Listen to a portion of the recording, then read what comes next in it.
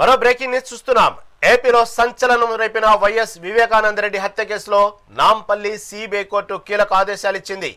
వివేక హత్య కేసులో కొన్ని అంశాలపై రీఇన్వెస్టిగేషన్ చేయాలని సిబిఐని నాంపల్లి కోర్టు ఆదేశించింది. సుప్రీంకోర్టు డైరెక్షన్లో కేసును మళ్లీ వివరించాలని వివేక కూతురు సునీత సిబిఐ కోర్టులో పిటిషన్ దాఖలు చేశారు. దీనిపై విచారణ జరిపిన కోర్టు తదుపరి ఇన్వెస్టిగేషన్కు అనుమతులిచ్చింది. ఏటు సునీల్ యాదవ్ బ్రదర్ కిరణ్, వైఎస్ భాస్కర్ రెడ్డి సోదరుడి కుమారుడు అర్జున్ రెడ్డి ఫోన్ సంభాషణలపై దర్యాప్తు చేయాలని కోర్టు ఆదేశించింది. నెల రోజుల్లోపు దర్యాప్తు పూర్తి చేయాలంది.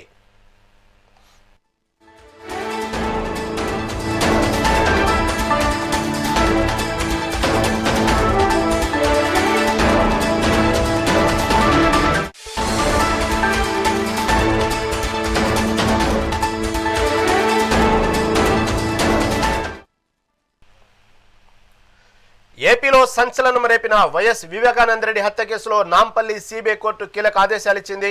వివేక హత్య కేసులో కొన్ని అంశాలపై రీఇన్వెస్టిగేషన్ చేయాలని సిబిఐని నాంపల్లి కోర్టు ఆదేశించింది. దీనిపై రీజనల్ కోఆర్డినేటర్ మురళి మరింత సమాచారం అందిస్తారు. మురళి, చెప్పండి.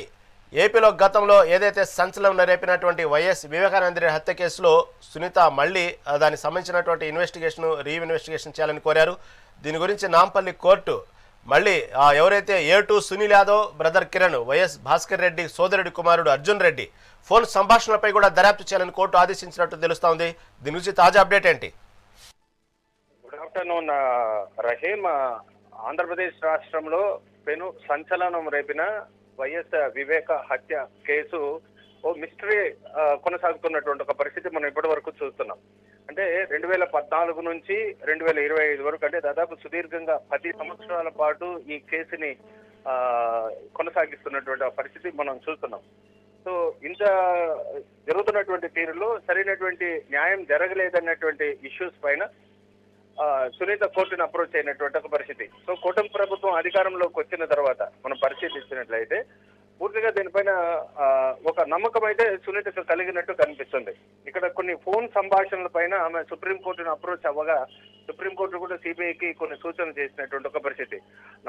హైదరాబాద్ నాంపల్లిలో ఉన్నటువంటి సిబిఐ కోర్టు నుంచి కూడా కొంత సిబిఐ అధికారులకు కొన్ని నిర్దిష్టమైనటువంటి సూచనలు కూడా చేసినటువంటి ఒక పరిస్థితి. ఈ కేసుకు సంబంధించి పూర్తి స్థాయిలో రీఇన్వెస్టిగేషన్ చేయాలని రిక్వెస్ట్ కోరగా కొన్ని అంశాలకి పరిమితమై ఆ అంశాలపైన రీఇన్వెస్టిగేషన్ కూడా ఇన్స్ట్రక్షన్స్ ఉత్తర్వులు జారీ చేసినట్టు తెలుస్తుంది. అందులో భాగంగా ఏటుగా ఉన్నటువంటి సునీల్ యాదవ్ బ్రదర్ కిరణ్, వైఎస్ భాస్కర్ రెడ్డి సోదరుడు కుమారుడుగా ఉన్నటువంటి అర్జున్ రెడ్డి ఫోన్ సంభాషణలు కీలకంగా మారినటువంటి నేపథ్యంలో వైఎస్ సునీత కూడా దీనిపైనే కంప్లైంట్స్ ఇచ్చినటువంటి ఒక పరిస్థితి. దీనిపైన దర్యాప్తు చేయాలని నాంపల్లి కోర్టు కూడా ఆదేశించింది. వీటన్నిటిని కూడా ఒక 1 month లోపల, అంటే 1 నెల లోపల దర్యాప్తు చేసి సిబిఐ కోర్టుకి అప్పగించాలనేటువంటి విషయాన్ని కూడా సూచించినట్టు తెలుస్తుంది. సో ఈ ఓవరాల్ పిక్చర్ లో తీసుకుంటే రానున్న రోజుల్లో ఇది మరింత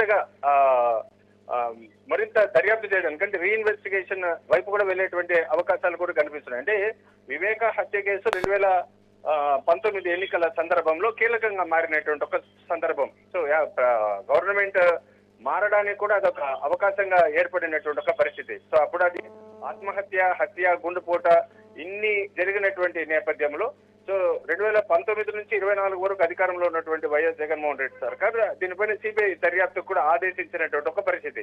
సో తిరిగి అధికారంలోకి 24లోకి వచ్చిన తర్వాత చంద్రబాబు నాయుడు దీనిపైన మరింతగా పోలీసుల్ని కూడా కొంత, అంటే రక్షణ కవచంగా నిలవాల్సిన పోలీసులు కూడా దీనిపైన సరిగ్గా ఇన్వెస్టిగేషన్ చేయలేదని చెప్పడంతో వారిని కూడా కొంతమందిని సస్పెండ్ చేయడం జరిగింది. సో ఇక్కడ నుంచైనా కొంత మెరుగైనటువంటి దర్యాప్తు కొనసాగుతుందనేసి సునీత ఆశాభావం వ్యక్తం చేస్తుంది. రహీం.